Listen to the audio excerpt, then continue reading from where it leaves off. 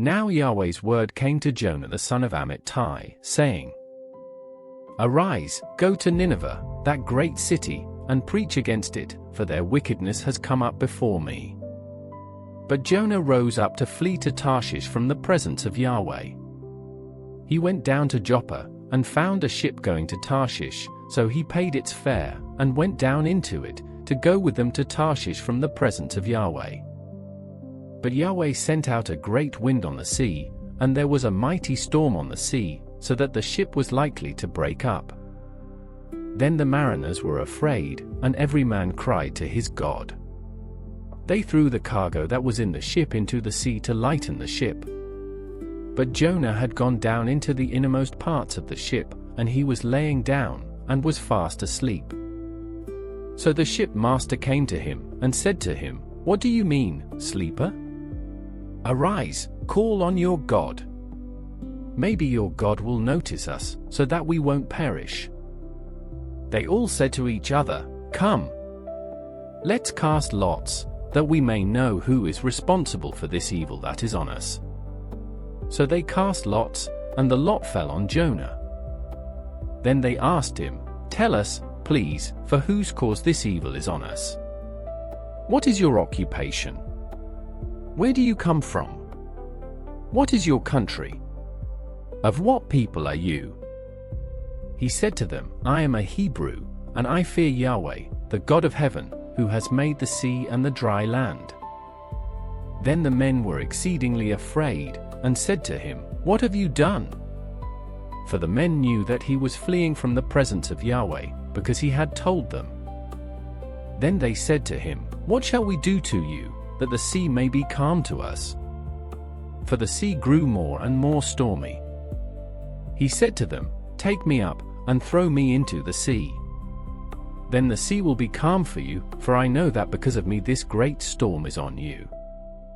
Nevertheless the men rowed hard to get them back to the land, but they could not, for the sea grew more and more stormy against them. Therefore they cried to Yahweh, and said, We beg you, Yahweh, we beg you, don't let us die for this man's life, and don't lay on us innocent blood, for you, Yahweh, have done as it pleased you. So they took up Jonah, and threw him into the sea, and the sea ceased its raging. Then the men feared Yahweh exceedingly, and they offered a sacrifice to Yahweh, and made vows. Yahweh prepared a great fish to swallow up Jonah, and Jonah was in the belly of the fish 3 days and 3 nights. Then Jonah prayed to Yahweh, his God, out of the fish's belly. He said, I called because of my affliction to Yahweh. He answered me. Out of the belly of Sheol I cried. You heard my voice. For you threw me into the depths, in the heart of the seas. The flood was all around me. All your waves and your billows passed over me. I said, I have been banished from your sight, yet I will look again toward your holy temple. The waters surrounded me, even to the soul. The deep was around me. The weeds were wrapped around my head. I went down to the bottoms of the mountains. The earth barred me in forever, yet have you brought up my life from the pit, Yahweh my God. When my soul fainted within me, I remembered Yahweh. My prayer came into you, into your holy temple. Those who regard lying vanities forsake their own mercy. But I will sacrifice to you with the voice of thanksgiving. I will pay that which I have vowed. Salvation belongs to Yahweh. Then Yahweh spoke to the fish, and it vomited out Jonah on the dry land. Yahweh's word came to Jonah the second time, saying, Arise, go to Nineveh, that great city, and preach to it the message that I give you. So Jonah arose, and went to Nineveh, according to Yahweh's word. Now Nineveh was an exceedingly great city, 3 days' journey across. Jonah began to enter into the city a day's journey, and he cried out, and said, In 40 days, Nineveh will be overthrown. The people of Nineveh believed God, and they proclaimed a fast, and put on sackcloth, from their greatest even to their least.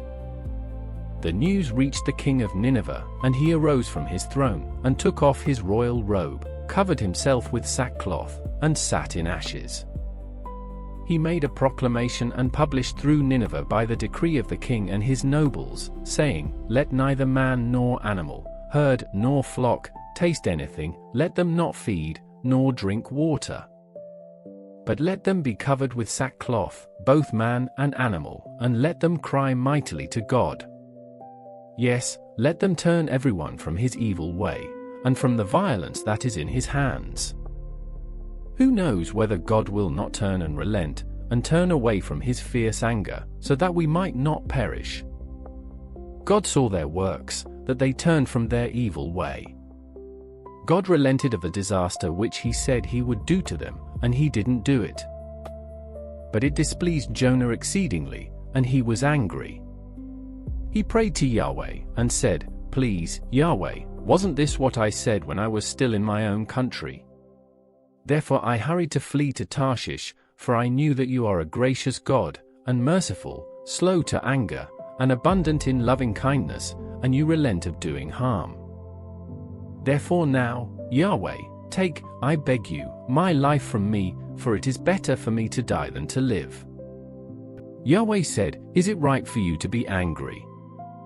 Then Jonah went out of the city, and sat on the east side of the city, and there made himself a booth, and sat under it in the shade, until he might see what would become of the city.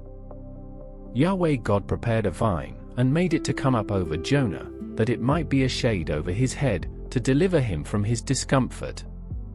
So Jonah was exceedingly glad because of the vine.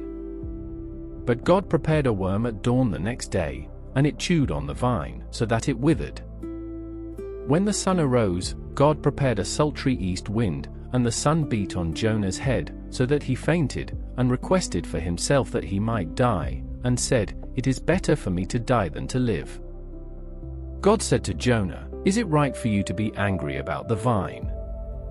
He said, I am right to be angry, even to death. Yahweh said, You have been concerned for the vine, for which you have not labored, neither made it grow, which came up in a night, and perished in a night. Shouldn't I be concerned for Nineveh, that great city, in which are more than 120,000 persons who can't discern between their right hand and their left hand, and also much livestock?